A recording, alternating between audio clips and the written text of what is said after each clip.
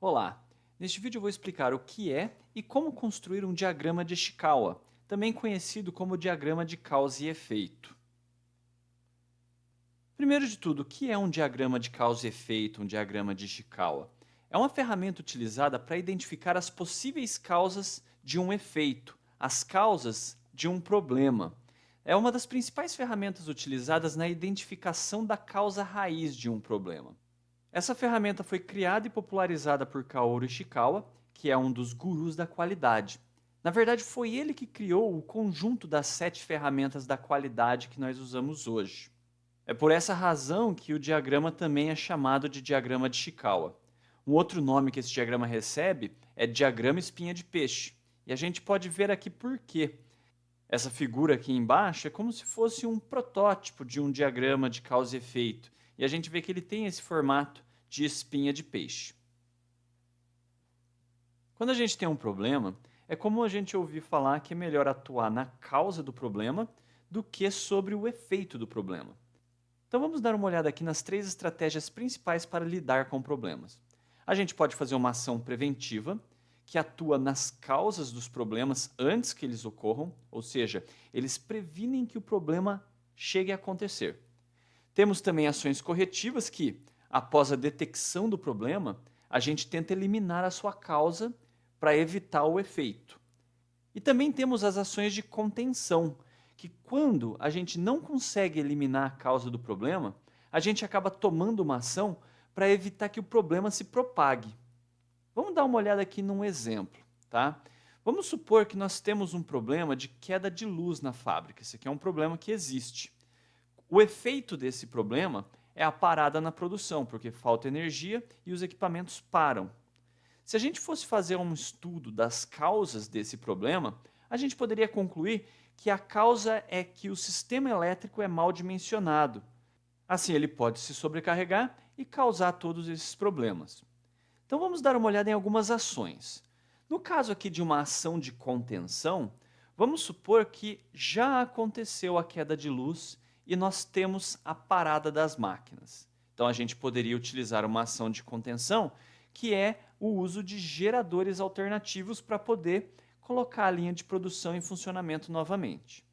O que seria uma ação corretiva nesse caso?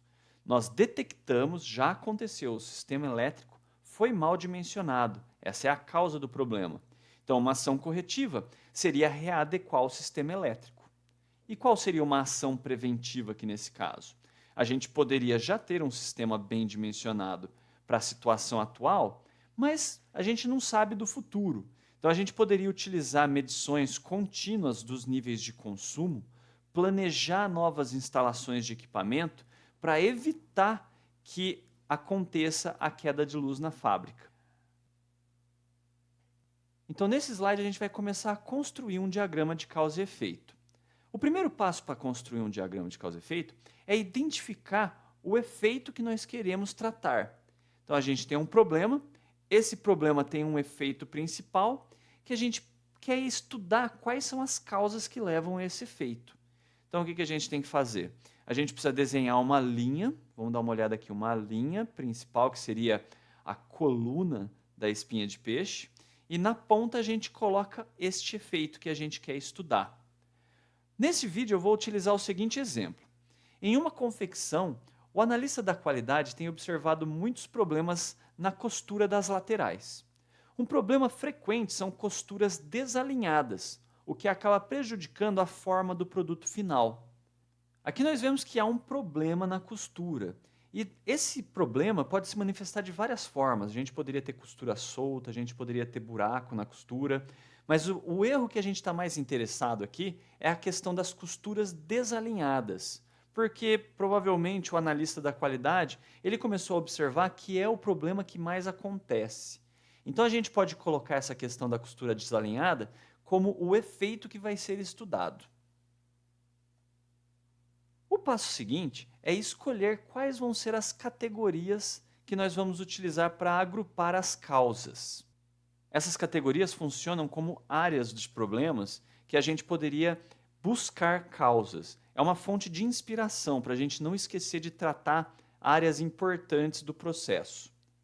Além disso, a escolha de categorias é flexível. A gente pode escolher qualquer nome para as categorias, tá? Apesar de existirem algumas metodologias já bem estabelecidas, consolidadas, para nomear as categorias, não existe padrão, tá? A gente pode colocar o nome que a gente quiser. Uma das formas mais usadas para categorizar as causas é a abordagem conhecida como 6M. Ela recebe esse nome por causa dos nomes das categorias que ela utiliza. Então a gente vê aqui a primeira categoria, que é o método. Então o método, ele agrupa causas relacionadas ao processo e aos procedimentos, ou seja, como o trabalho é realizado. A outra categoria é a mão de obra, que são as causas relacionadas ao pessoal envolvido com o efeito, tais como capacitação, treinamento, jornada de trabalho, etc. Outra categoria é máquina, que são as causas relacionadas às máquinas, equipamentos que podem estar associados ao efeito que a gente está estudando. O material, que são as causas relacionadas aos materiais e insumos do processo. Medida, que são causas relacionadas a como o processo é medido, mensurado, calibrado. E, por fim, meio ambiente, que são características do ambiente em que o processo ocorre, tais como temperatura, umidade. Também entram aspectos como clima organizacional e motivação. O 6M não é a única abordagem para criar categorias. Então, a gente tem nos livros de gestão da qualidade outras abordagens que também são utilizadas. Por exemplo, esse 4Ps é usado no setor de serviços. Esses Ps vêm de palavras em inglês: place, procedures, people e policies. Ou seja, o local de trabalho, os procedimentos utilizados, as pessoas envolvidas e as políticas. Também existe o 4S, que são os surroundings, suppliers, systems e skills. Ambiente de trabalho, fornecedores, sistemas e habilidades. Uma outra forma de categorizar o diagrama de causa e efeito, que é menos comum, mas também pode ser utilizada, é categorizar pelas etapas do processo. Então vamos dar uma olhada aqui nesse exemplo, que seria o processamento de um pedido.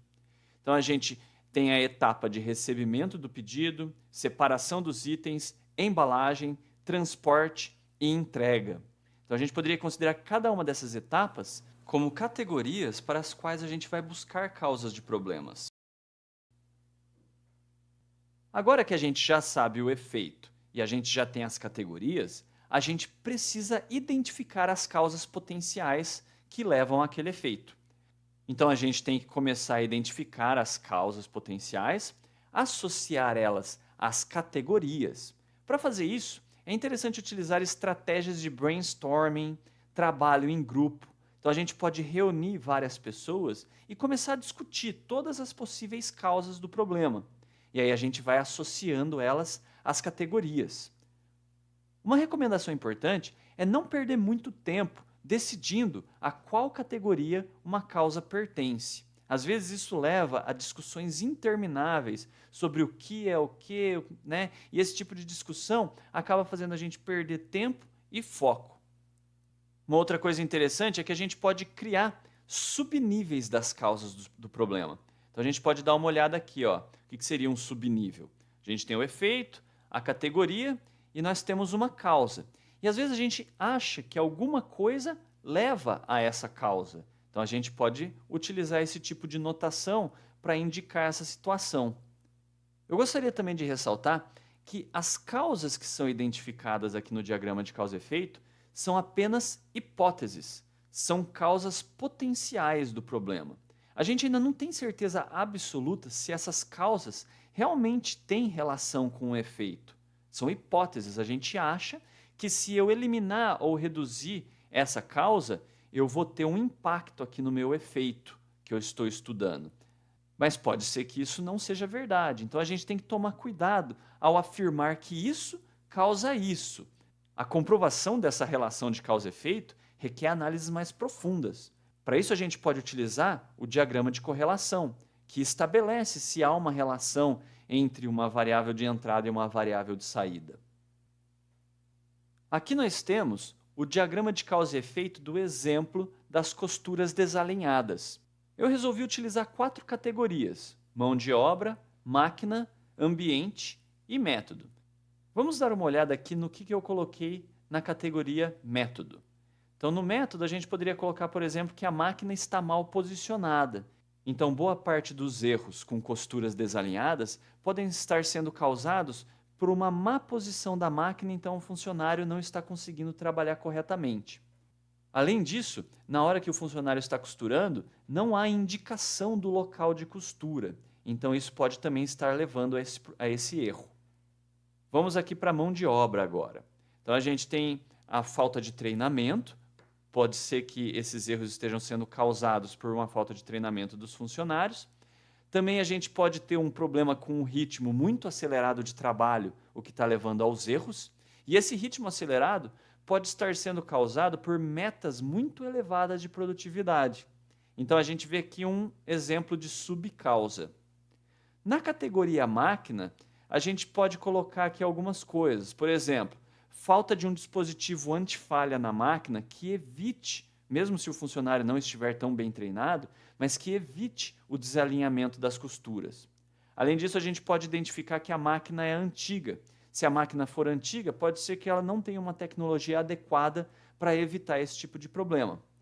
Por fim, na categoria ambiente, eu coloquei a temperatura alta no local de trabalho, que pode causar desconforto térmico, o que pode também desconcentrar o funcionário e causar algum problema lá na parte de costura. Eu gostaria de ressaltar que esses problemas são específicos de uma empresa. Então a gente chama quem trabalha lá no setor de costuras, a gente chama alguém da área de qualidade, a gente chama alguém da área de projeto de produto, para tentar chegar nesse diagrama, mas esse diagrama é específico da empresa que foi estudada. Em uma outra empresa que trabalha no setor de confecções, pode ser que as causas fossem outras, porque as situações de trabalho, a mão de obra, as máquinas utilizadas são diferentes. E para finalizar esse vídeo, eu vou fazer algumas considerações finais. Às vezes, quando a gente tem um problema, pode ser que a gente identifique 2 ou 3 efeitos muito distintos, que fica difícil de trabalhar os 2 efeitos no mesmo diagrama.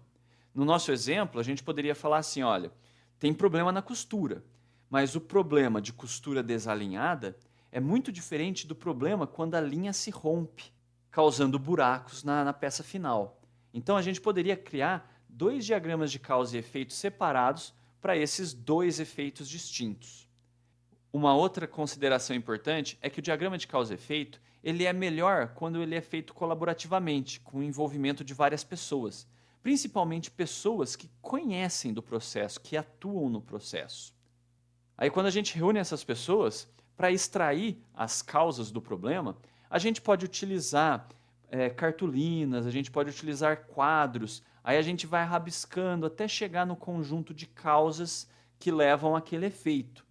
Então é muito comum esse processo de coleta de dados ser informal e ser feito como um rascunho.